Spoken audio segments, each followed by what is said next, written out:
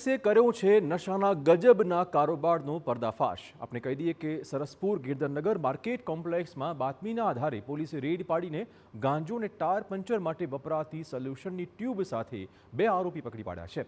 નશા માટે tyre puncture માટેની સોલ્યુશન ટ્યુબનો પણ કેટલાક લોકો ઉપયોગ કરતા હોય છે।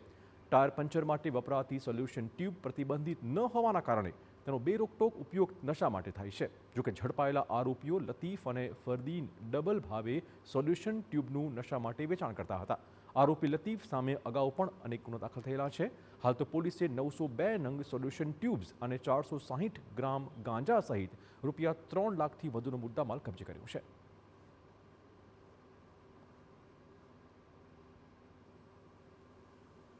આ જે લતીફ છે એ પોતે અગાઉ ચેન સ્નેચિંગ અને વાહન ચોરીના ગુનાઓમાં પણ પકડાયેલ છે।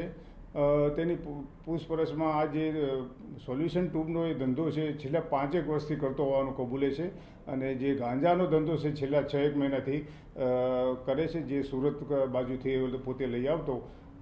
આ જે સોલ્યુશન ટ્યુબ જે છે એ જે એડિક લોકો હોય એના કહેવા પ્રમાણે એ રૂમાલમાં નાખી અને સૂંઘતા હોય છે અને એ રીતે એનો નશો કરતા હોય।